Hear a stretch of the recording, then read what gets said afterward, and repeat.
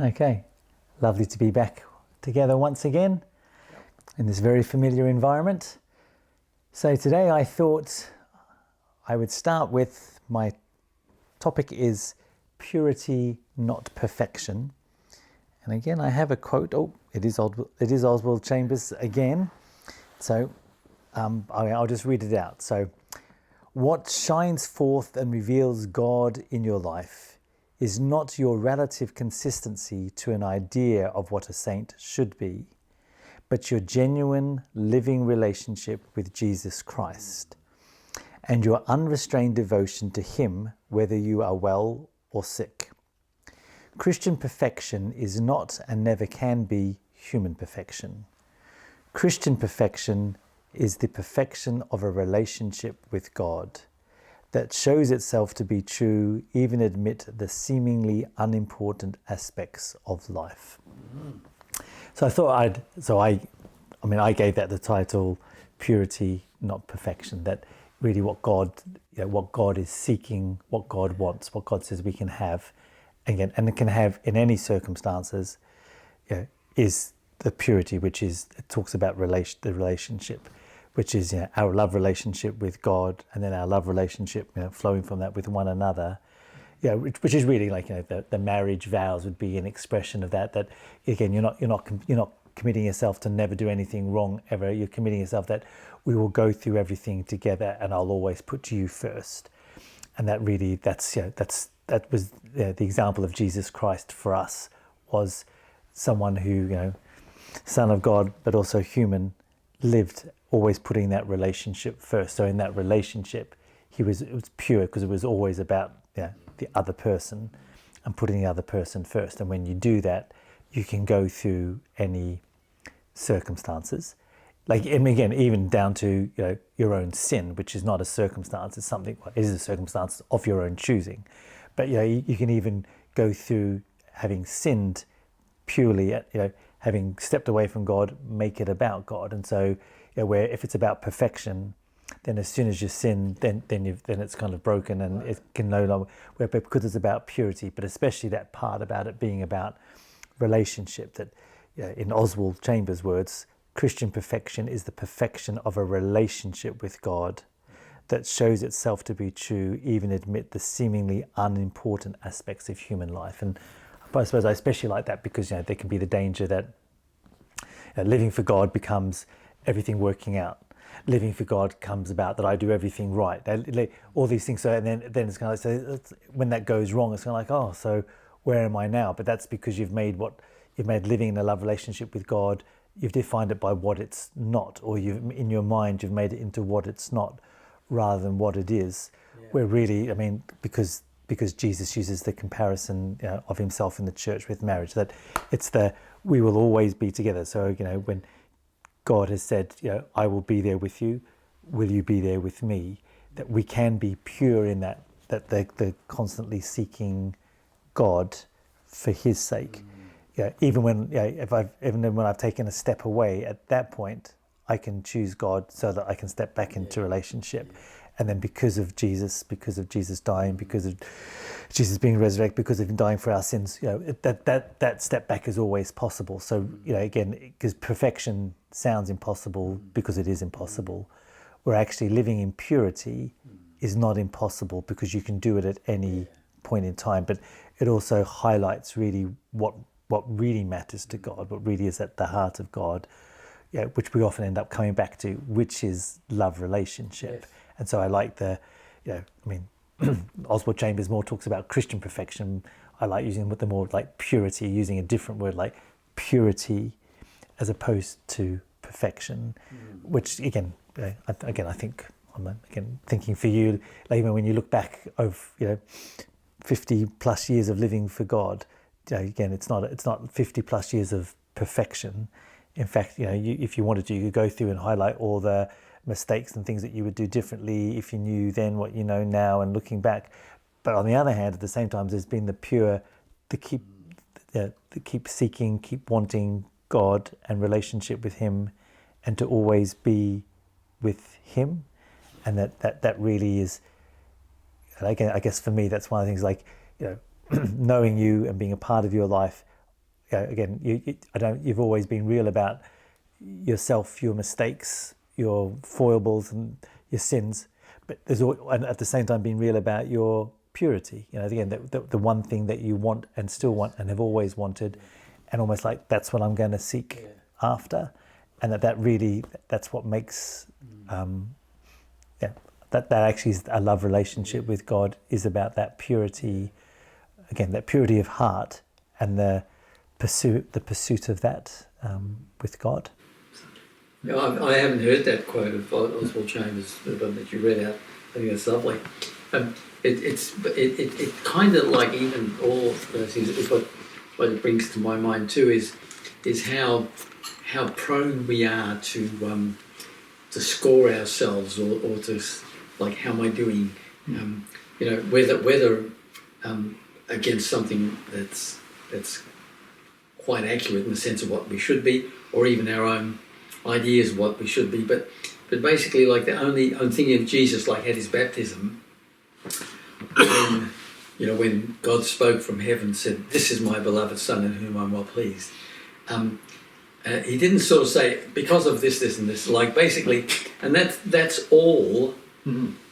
And it wasn't like, as far as he was concerned, like, it meant so much to him. Like, whether people heard it, understood it, they gave it any credence or anything, because that's his whole desire was to please his Father, and I think that's part of the whole thing. Is, so what does God seek from us? Like, how does God look at us? So again, this is the trouble. Like, human nature wants to take statements from the Bible, or statements of God actually speaking in the Bible, and have a concept about it that then they apply.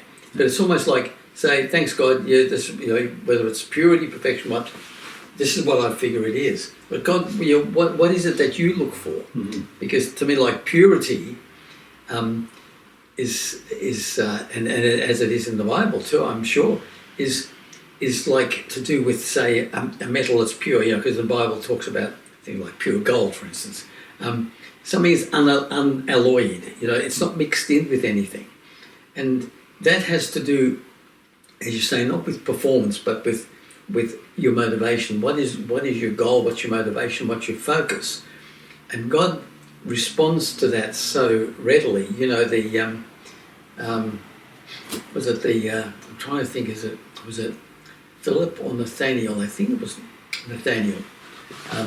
When Jesus first saw him, anyway, one of the disciples, when he first saw them, to call them to himself, he said, here's a man who has no guile. Mm-hmm. And the guy said, "Hey, like, you don't even know me." He just, "Yeah, I do. I saw you sitting under, I think it was a fig tree." Obviously, he wasn't physically there, but he saw him. And what he's saying, like, "I do know you." Mm-hmm. And that guy hadn't even, at that point, he wasn't even a follower of Jesus. What had he done? But Jesus knew something about that guy on the inside. This guy's motives are pure. Mm-hmm. And that purity is, again, something that God looks for, because it's something we choose. Like, where are you coming from? Yeah. And those, like, God is so gracious, incredibly gracious, but it's also, I think, God can't resist that purity. No. Because what he, like, the time when Jesus said, "Many will come to me in that day, and they say, Lord, we did many mighty things in your name. We cast out demons. We did this. We did that. Performed all these miracles and these great things." And he'll say, "Depart from me, I never knew you, you workers of iniquity." You think, well, thanks very much. Like, is that gratitude? But like, they were never with him. No. They were doing their thing in his name, getting what they wanted out of it. And as far as he wasn't impressed, because, well, yeah, like, okay, well, you weren't quite, your motives weren't quite, but you did do a lot of things. He wasn't saying, let's put them alongside and see if what you succeeded in doing is sort of swing the balance in your favour, even. And for them, as far as they were concerned, they were worthy of total accolades from him. But all he was concerned about was, you were not with me. We were not together in this. Mm-hmm. And someone whose heart is for God doesn't want to be doing even miracles and great things, in Jesus' name even, if that's not actually an expression of them being with God. They're like them being, and therefore they would be an expression of God. And I really, really love that.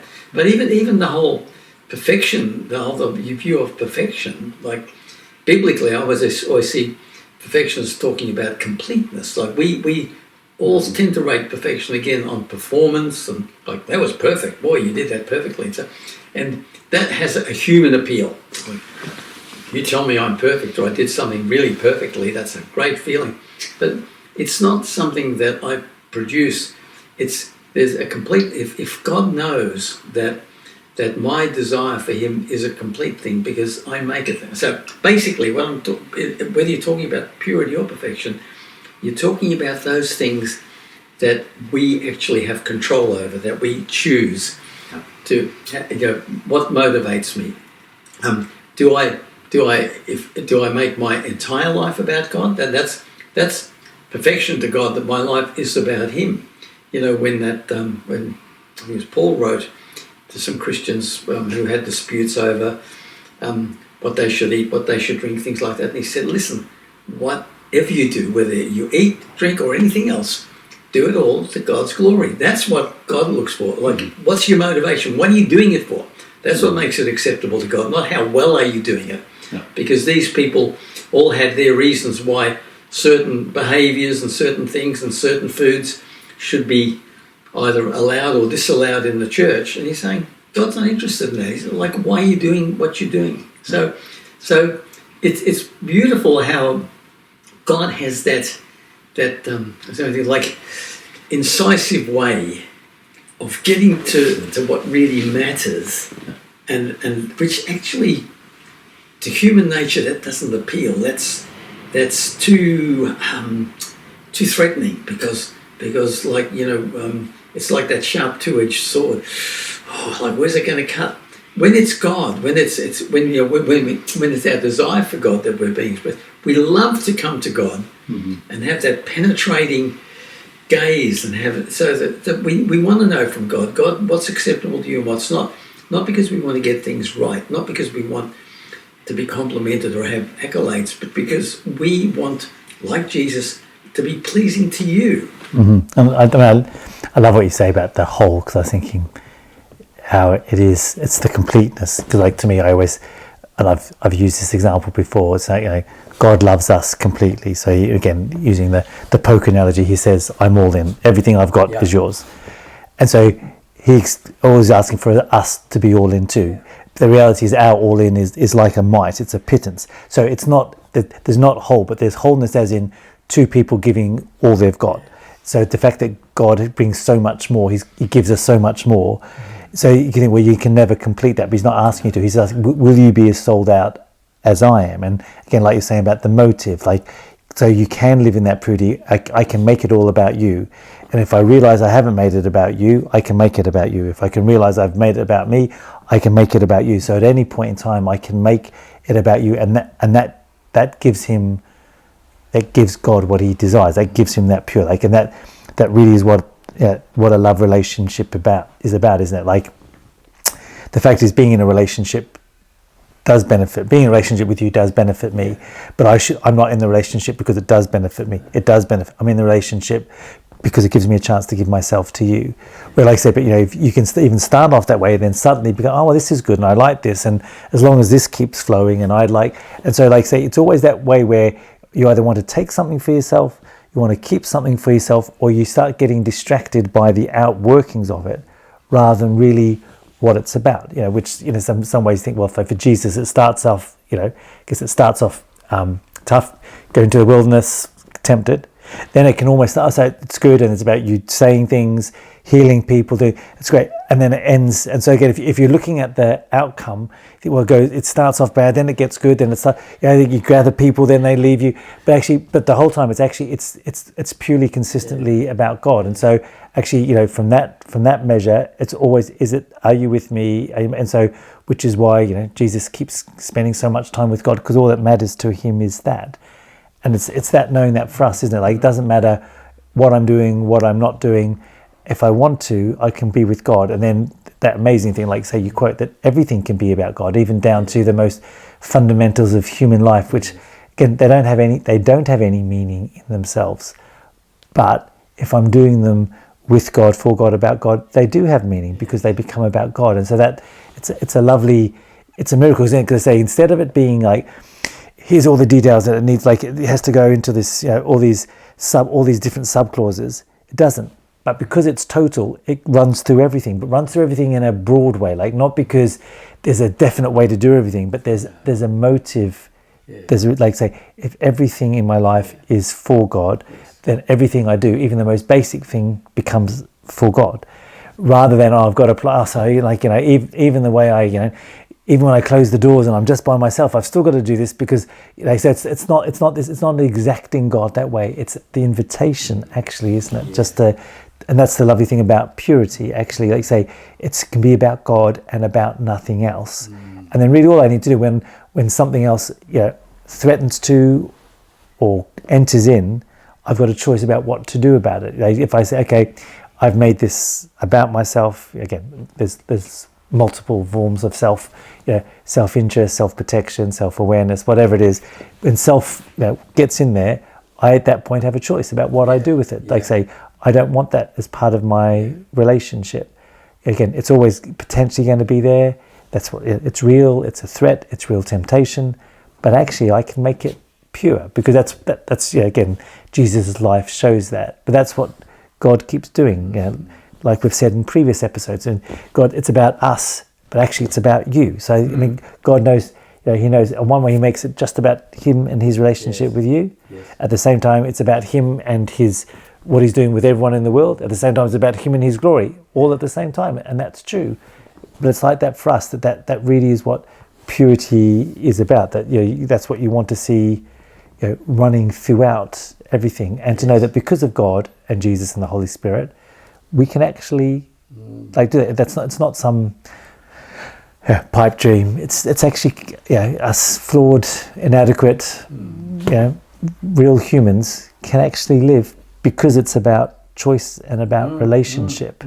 It's possible, and I think I love it. Again, it's lovely that it's something that you keep learning. Like you do feel like it keeps getting finer and finer. But that again, that's not threatening. It's actually a lovely thing that there's always more. Like you and Mum married. I mean, on one hand, you loved each other when you got married. Here you are 60 years later, and I think, well, that love's grown richer and deeper, and the ways you give to it have got finer. But it's not that you didn't love each other back then, but it grows, and it's exactly the same thing. Like you can either start to make it not just about the other person, or you can keep making it more and more about the other person, isn't it? And that's the kind of example of real love relationship that we have to live in. Yeah, and there's, when you're talking about that example, but it is an example too how these things are organic. Like when you're with God in everything in life, whether it's loving God, loving one another, loving person you're married to, it's when you are being what you should be in a relationship. You'll be doing what you should be doing, or in any situation, because it's all about relationship. I mean, it's the whole point of us being created by God as we were for relationship with Him, with one another.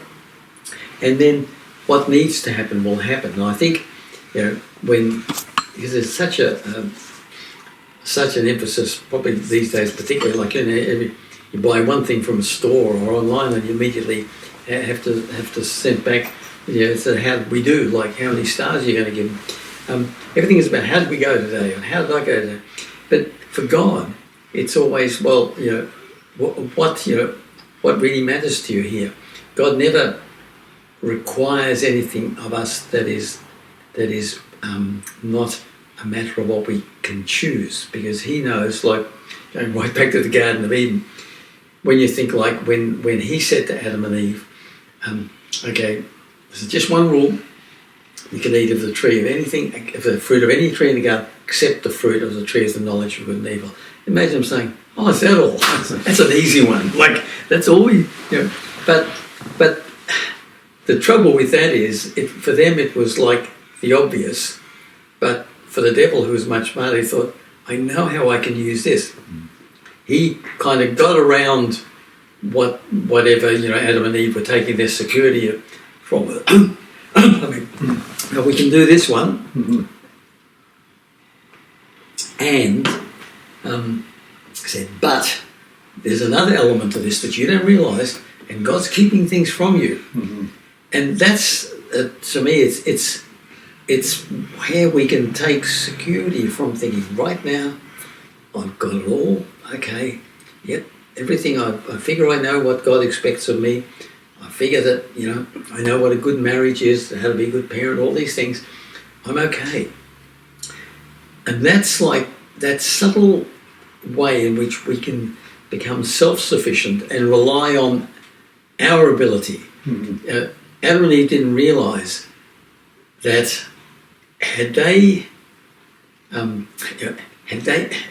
they didn't realise that what they really needed was to stay close to God, which was, don't even think about it. But the fact that Eve gets close to the tree, and the fact that then it starts to look good, all these things, and she's receptive to the devil, that didn't just happen. It wasn't like often in the modern day culture that we're in, it'd be like, well, it's not really your fault. There's a whole reason why this, and I'm not being judgmental about this. But the point is, she simply did what God said not to do, because she figured she could handle that. And the big mistake was she stepped away from her total dependence on God. I think when we settle it, even Jesus said it of him and his Father. Jesus said about his Father, without him I can do nothing. But then he said to his disciples, without me you can do nothing. And that's not like, hey, miracles and stuff like that only. If it's that, that's fine too. But you can't cope with everyday life without him. You can think, I'm a disciplined person, I'm a self-controlled person, I'm a principled person, I'll be okay. But God says, no, you can't. You were never meant to be like that. Like, nothing that God does in our lives is to equip us to be independent of him. It's the opposite. We cannot, it's anything God does, anything is genuinely of God, and we make a genuine response to God, to him, that actually draws us closer to him. That actually makes us more dependent on him, more needy of him being totally present in our lives, and more needy of us being totally given to him. And that's what I've discovered in my life. It's not building up and up and up my relationship with God and everything that I've experienced with God, so that basically, I'm okay. I'm not okay. What I do know is how much I need him totally. But the other side of that is, and how much I love needing him totally.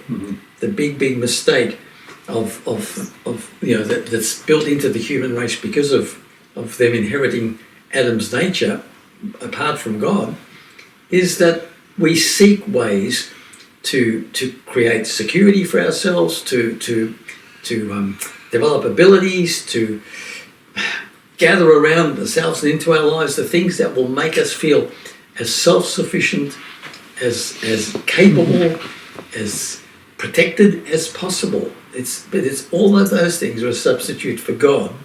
We weren't ever made to, like, God is all those things. God is our ultimate security. God is our provider. God is our, I love the term God being our all in all, and he is, and he was meant to be.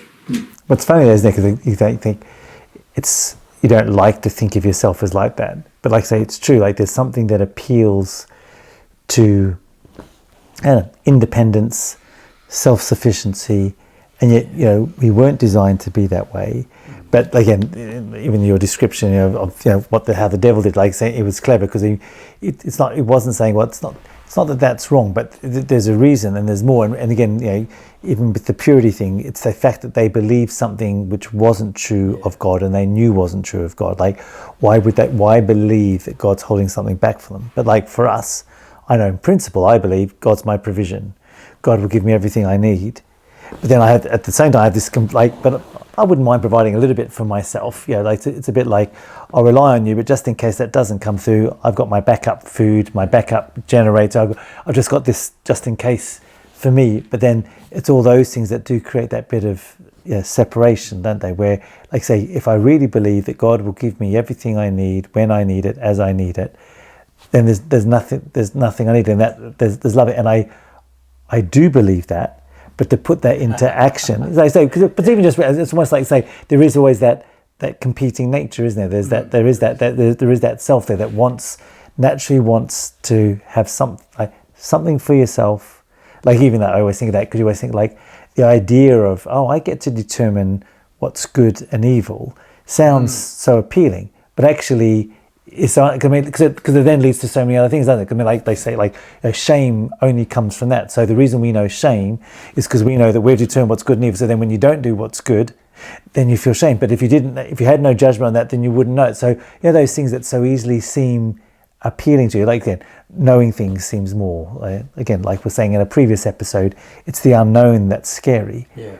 But why? Like it's the classic Christian saying, I don't know where I'm going, but I know who I'm going with. It's like if that really is enough, that's actually wonderful. I mean, isn't that delightful way to live? But naturally, you think like I'd like to know as much as I can, direction, kind of what to kind of expect on the way, what it's going to be like.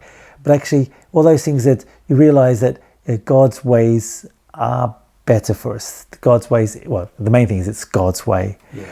But it is going to be a choice because I don't just have that. Like I do have that with him. It is appealing to me, but I do have the very opposite also appeals to me for my sake. Say, for my security, for my, again, I think safety, for my protection, which if I go down a layer behind that, it's because I don't really just say God doesn't provide. Like, I mean, I've heard you say it for yourself. I mean, I know you realized that a while ago in your life and thereafter that because you've relied on God, yet there's so many things that you don't have that otherwise if you hadn't relied on God you would have built up over time. And so it's a lovely feeling of I'm really relying on God, and it's a scary feeling of I'm really relying. I mean, like it would be if I'm in a parachute, I do hang gliding, like because of this hang glider I can fly. Without this hang glider, I'm going to fall to the ground. I mean, both are true at the same time, isn't it? And so it's wonderful. But just to remember, like, don't fool yourself. That desire to want safety, backup is there, but actually that's not what my heart's like. That's not what I was desired for, and that's the purity is God alone. God is everything. God wants to be my all in all, but He'll actually only be my all in all when I choose for Him to be my all in all. Like He can be, He desires to be, but whether He is up to me, because I do have a choice, don't you? Like I desire how much, how quickly, all those things I get to determine those, especially in terms of responsiveness. I actually know what God's saying to me. Actually, I only know what opportunities God's putting before me. If I want to, I can limit those things. Yeah. And it's again, I can say confidently, like it's not my heart's desire, but I also have my desire for myself, and it's just that again, which again, it's not to feel threatened by it, because God's not threatened by it. Like we always say, God put the tree of the knowledge of good and evil right in the middle. Like he's not trying to say no, there's no choice. He's like, there absolutely is a choice. Here's the choice. And so again, it's not a problem that I have other things that appeal to me, because God's confident that my love for Him in response to His love for me will win out. And so it's just, but he's also being real about that reality, in each of our lives, personally. Which really goes back to believing God, because thinking like if Adam and Eve had believed God, really believed God, the devil's his whole ploy would have fallen down at the first step, because he said, has God really said that? And like that questions, like, really? But for them, and only he said, he said we'll die, and then he says, you won't. And so really what he's saying is what God said was a lie. But by then he's starting to kind of make the whole thing look interesting. And that's, I was thinking like in relation to that, how the Bible says in more than one place about the just shall live by his faith, that living by faith. What does that mean? That means living by every word that proceeds from God's mouth, which is in the Bible too. In other words, when God speaks, that's everything. That's what I live by. It's not part of what I live by. It's not something that I take as input and decide where it fits in my life. But that does mean that God said it, another saying that I love from many years ago, God said it, I believe it, that settles it. Mm-hmm. And that's the only way we are meant to live. And what you these examples you were giving, like about how on the one hand we love the idea of these things, mm-hmm. but are you prepared to be totally out on a limb, have no other security, nothing, mm-hmm. No provision, no obvious future, I don't know, all the things that we naturally crave. So it doesn't matter, because I actually trust God. Because even so often, in Christian conversation, I say, well, I guess I'm going to have to trust God. As if like, well, that's a last resort thing. Like, when it comes to it, all else has failed, so we just have to trust God. Instead of saying, well, actually, it's not meant to. What a privilege to actually only trust God. Mm-hmm. So how much are we prepared to see trusting God, believing God as the way, like the life of choice, mm-hmm. the actual thing we choose to live by, not because, there's the only alternative that's left now, everything else is gone. When the Israelites were trapped at the Red Sea and the Egyptian army was coming, the thing that was disappointing to God and pretty devastating for Moses too was the way that people complained. So, the most that God could say to them through Moses was just be still and see what God does.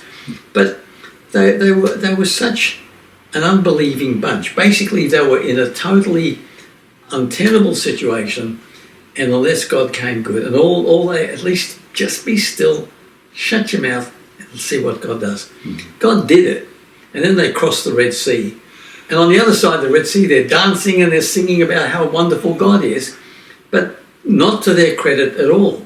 They could have been in the same position and said, we know what it looks like disaster, but God did not bring us to this point to wipe us out in the desert, have the Egyptians massacre us. God's going to make a way. And someone said, well, how's he going to do it? Nothing like that ever happened before. God never parted a sea for anybody that we know of. So I feel like with those things, it is in the reality of our everyday life that we choose to live by faith, and we choose to trust God. You know how I love the whole, I was going to say concept, just the truth that trust should be a state of being. It's intended to be a state of being for us. We trust in God. That's how we live. Mm-hmm. And when that's our life, then as the Apostle Paul wrote, he said, I know how to have a lot, I know how to have nothing. Mm-hmm. Because in all things, I'm sufficient because of Jesus. I've got everything I need. He didn't say, well, I've had good times and bad times, and I love the good times, and I just have to trust God in the bad times. Mm-hmm. But he said, it's okay. Good times, bad times, lots to eat, nothing to eat, somewhere to stay tonight, don't know where to stay tonight, free or in prison. Mm-hmm. It didn't matter, because to him, that was real. That wasn't just great oratory. Yep. Yes. That was the reality of Paul's relationship with God. He didn't. There's no, sometimes he was being whipped within an inch of his life, and other times he was free and preaching to crowds of people. He didn't say, "Oh, they were the good times, but boy, the bad times." He was real about how hard those times were, but never did it diminish his absolute trust and the sense of privilege that he had in living the life he did for God. Well, and I think that's the thing of, it's appreciated, like say, you actually wanting it, not I'll do it when I have to. Because even the example you used of the Moses, the children of Israel, pursuit, in a sense, God set it up. We didn't have to have them, didn't have to lead them that, didn't have to be that route, didn't have to have them there waiting before he parted the sea until they were pursuing. So again, because that's what faith means to him, and that's one of the things, that's what we have to give, trust in God, that's what we have to give to him. And so it's actually, it's actually seeing it and loving it for what it gives to God, but for ourselves. Because we naturally, I love the idea of it, but I think, I don't want to be in a faith situation. Yeah. But when I hear stories of faith situations, I love hearing that. I think, well, but actually, again, so it's not making them up, but actually it's loving them for what they give to God. And again, for what I get to give to God. Because when you use the example of Adam and Eve and Satan, then you again contrast that with Jesus being tempted in the wilderness. It's the same thing again. So again, you in that case using God's words, using truths, but again because Jesus knew God, he couldn't be even think, oh, that's quite confusing actually, because you're using God's own words. He wasn't confused because he knew God, and so it points to the importance of knowing God yourself, and then putting your belief in that. Whether you understand it, don't understand it, whether it makes sense, doesn't make sense, whether you can see the way or not see the way. Like the Israelites, they saw their circumstances and saw, where are you, God? Where God was just there. But if God had parted the Red Sea before they pursued them, it wouldn't be. But they realised that God did that on purpose. I mean, in so many cases, it's not the way it had to be, but God did it because He knows, again, for your sake, you need to know what it is to look to, hear, trust me by faith. Because that's what a love relationship is about. That's what moves you into my realm. Again, away from what you determine is good and evil, what you can see in any circumstances, which is our starting point. You don't actually have to live that way. In fact, you weren't designed to live that way. Adam and Eve didn't need to know any more than it's what God had said. Jesus didn't need to know any more. It's what God had said. So this is what I know to be the truth. So then none of it is actually a threat to you. And so it's that reality to know, okay, well, that's true. Actually, really, if I'm honest, this situation, I'm worried about my welfare. I'm worried that God is not going to. God is actually not going to be true to His word. That's actually my concern. I don't like to frame it like that. I like to think, oh, well, the circumstances were too much to me. I couldn't handle it. Actually, it's not that. It's actually I just wasn't prepared to trust God. That He was who He says He is, and He is that. So. Yeah, and that's like there's no shame in being tempted to worry about things. The difference between feeling fear, which is natural to all of us, and being afraid. That's in responding to those feelings of fear. Well, those things that we feel that we're drawn to, like when Jesus was tempted by the devil, like. Before the devil said, turn these stones into bread, he was hungry. He hadn't eaten for 40 days. It wasn't like, no, it doesn't bother me at all. Like, I can go, it's 40 days without eating. No, can't tempt me. No. He would have been very, very tempted. Like, this was real stuff. Each temptation, the devil upped the ante each time. Because he knew, this guy is reduced to being a human being by his own choice. But then God... the Spirit of God led Jesus into the desert and then left him there, like apparently at the mercy of the devil. And Jesus had to go through those things. He had to choose at each point. And as you said, like the devil, who is a better Bible expert than any other human being, he's not a human being, any human. He can hurl Bible verses at you and that's right, that's in the Bible. Yeah, but where did it come from? Who was just quoting the Bible? But the devil was seeking, like, this guy's going to have a chink in his armour somewhere. I'll get him. And the devil that wasn't a charade. The devil did what he did in the desert with Jesus because he really believed he had a chance of winning. He didn't. It wasn't like, oh, well, we just go through the motions, but Jesus will always come out on top. The devil thought, I've got him now. Just like later on with the cross, he thought, again, I've got him. The difference was what Jesus chose to do in that situation. And it's really a very dangerous thing. If any Christians think, oh, but that was Jesus, he could go through that. No, Jesus laid aside the advantage of being God. It was no easier for him than it would be for any one of us. We have to choose what we live by. And if it's not our faith in God, if we don't believe God, and because particularly in our society, in our Western society, there are so many layers of provision and protection and security that are part of our everyday lives. We don't even think of them because they're just there and they're available to us. that except unless we choose it, in many situations we don't get to even consciously be believing God, having faith in God. But if we, by our choice, live in trust in God as a state of being, then when situations come along, like with Job had it all. I mean, Job was surrounded by lots and lots of security, things to make him feel good, things to make him rich, things to give him a great life. And God gave the devil permission to strip these things away from him. And the guy is left with what? Left with the fact that he discovered, but I trust God. If he kills me, I trust him. Now, we can think, oh, well, he says, well, at least I trust God. But I think that for Job, in the midst of all that, there was something exhilarating in him being able to say to his wife when she said, curse God and die, when he could say to her, actually, I trust God. Mm-hmm. I've lost it all, but I trust God. Now, he didn't suddenly start trusting God. He actually realised that if you'd seen Job with all these layers of provision and security and so on, you wouldn't have known whether there was trust in there at all. Strip them all away, and then what that revealed about Job was, at the heart of it all, was not all the good things he had, but the fact that he trusted God anyway. And I think that we can choose that. We and say, well, it's not easy in our society, in our life, there's so many things. We still choose the place that God has in our life.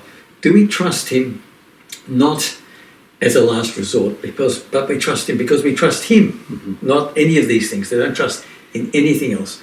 Do we believe him because we know he's God, or do we believe him when we're up against it and we're just, oh God, you just say something to me, give me something, I need you. And I think that it's a, like, if you live in a nationally deprived or dangerous situation in life, then of course you've got that or you've got nothing. But what a blessing it is to us, instead of saying, oh, if we didn't have such a good life in lots of other ways, maybe it would be easier to really be depending on God.